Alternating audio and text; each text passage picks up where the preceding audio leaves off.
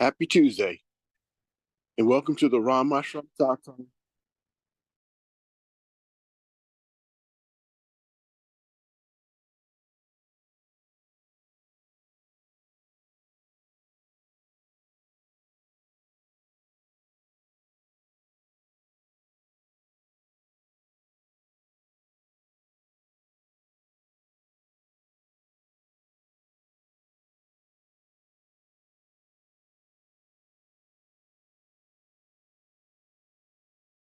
Meditation experience to begin this practice. Satsang consists of two words, Sat and Sang. Sat means positive energy, and Sang means to be with or to be in the presence of. Therefore, the word Satsang means to be in the presence of positive energy. The next element is meditation. Meditation is an important part of Satsang. When we meditate, we withdraw consciousness from worldly objects and direct it inwards to focus on a single thought. In doing so, our minds become calm and our thoughts become pure, thereby allowing us to obtain higher states of consciousness, such as enlightenment, peace, light, and love. Inner orientation. There are two types of satsang, inner satsang and outer satsang. An example of outer satsang would be chanting or attending pilgrimages.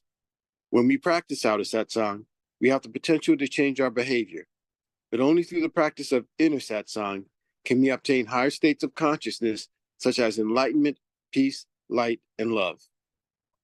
The satsang that you will learn today is an inner satsang where we meditate in silence. Group session. These practice sessions are structured for group participation. When we meditate as a group, our focus is improved and our personal progress along our spiritual path is expedited. By regularly attending these practice sessions, the benefits of group participation are amplified. Joy and inner happiness. All beings wish to experience joy. Joy is the eternal longing of the soul, but only through the practice of inner satsang can we obtain a joyous state.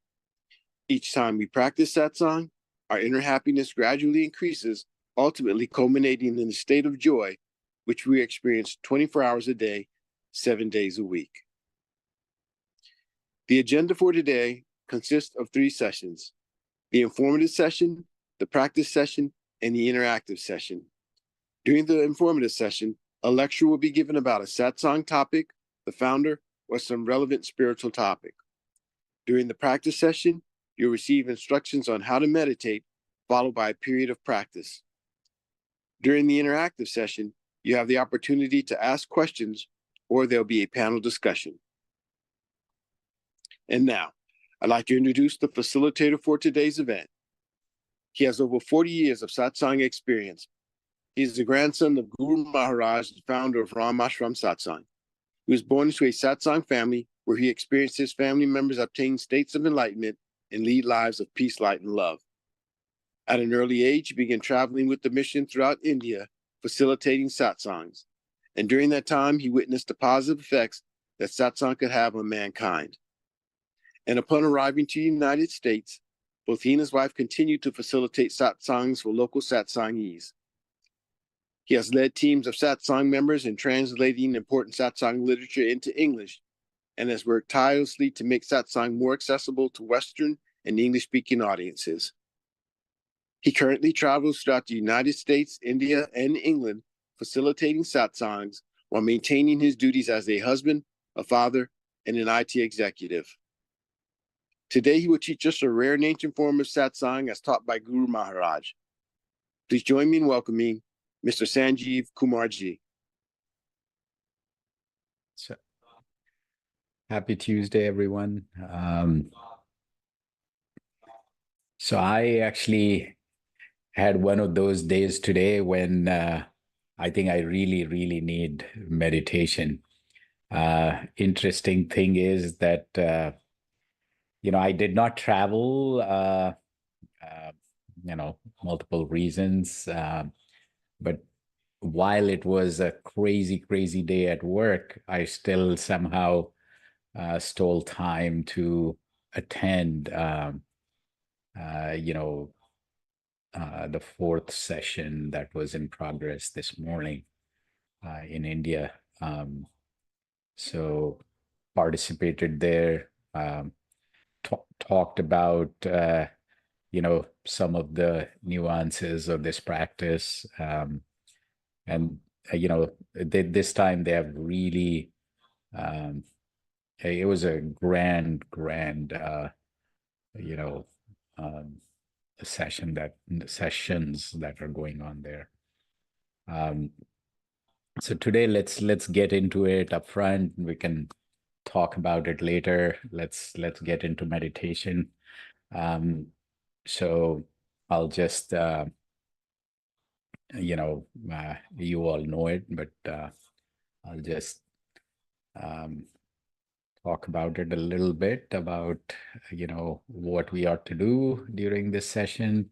So inward orientation, so still posture, still and relaxed posture, eyes lightly closed, both for the purpose of keeping our mind away from distractions, because bodily movement distract the mind, sensory input, also through the eyes, that's also distracts the mind. So eyes lightly closed, relaxed, and still posture.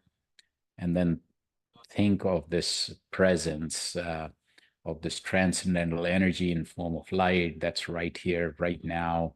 Feel the presence, feel the connection.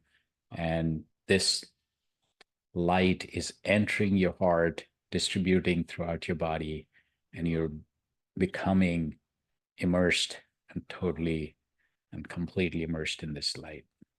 Mind wanders away, which it will.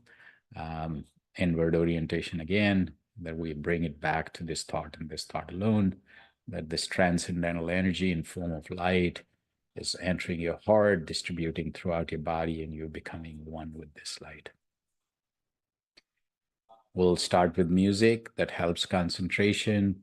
The idea is that we get into deep, silent meditation, um, after the music fades away, and then we transition out with music again. And this meditation hopefully can take us into um, some states of higher consciousness. Um, so as meditation gets deeper, that just happens automatically. We don't have to do anything specifically for that. So let's start now.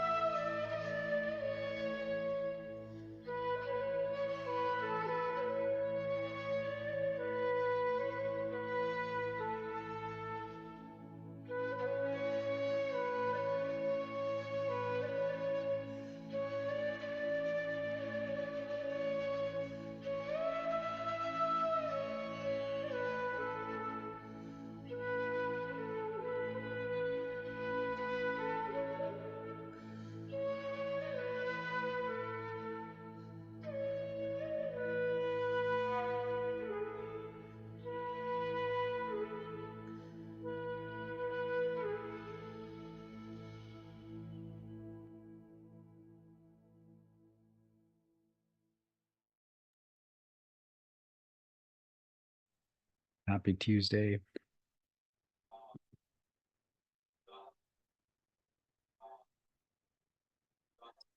So yeah, today I think we'll have a shorter session, but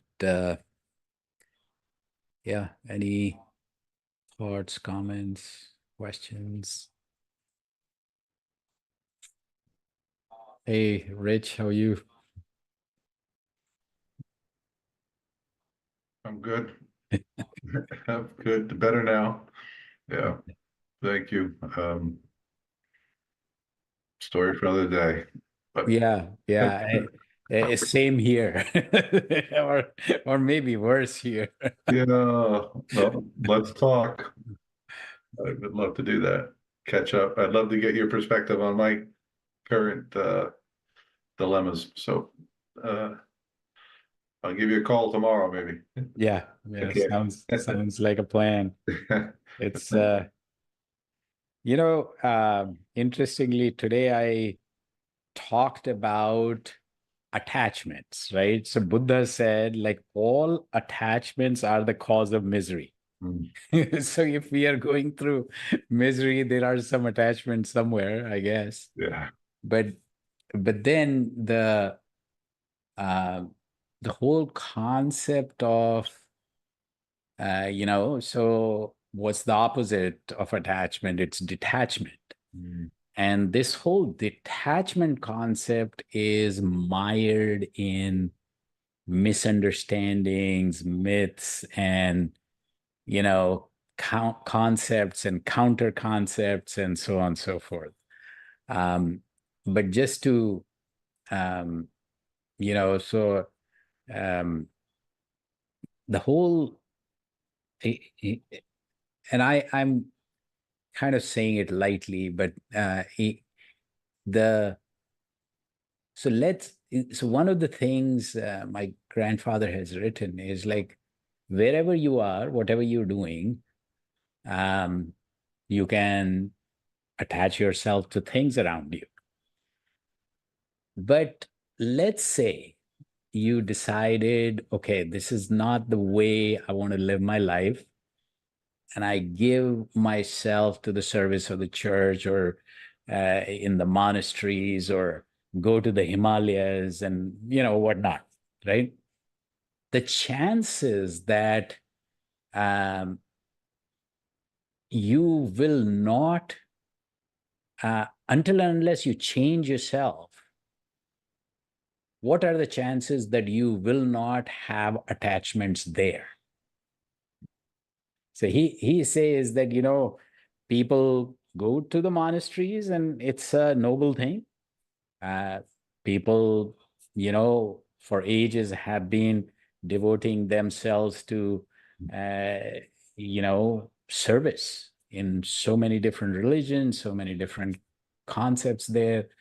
And in India, it's like, okay, let's go to the Himalayas, right? Ashrams. But then there are, politicking there, there are people there, there are other things there, and suddenly then that becomes your life. And when it becomes your life, you have newfound attachments. And hence, if attachments are attached to misery, the new set of miseries will come. Hmm. So the question I think he raises there is, if all attachments are causing the misery, what will you do to distance yourself from that so that the misery is lessened? And that goes into like deep concepts. Then it's then there is no trivial thinking or trivial thoughts there. It reminds me, people, various different addictions, right? They trade one for another. They stop one and they pick up another. A funny story. I went to an EST meeting. Remember the Werner Herzog thing back in my 20s when I was a bond broker and I was unhappy. So my soccer coach said, "Come to this, check this out." So big room, 300 people, and they hand around the microphone to people that have been there for a week or so. And so they say to this guy, well, how has this helped? How's the program helped you for the last couple of weeks? And he said, well, I used to think there was a camera on me at all times and that I was constantly on show. And meanwhile, he was in like a $500 suit, you know, and he was doing the very thing he was saying he had a problem with, you know, he was grandstanding, and that was his attachment, right? It reminded me of that.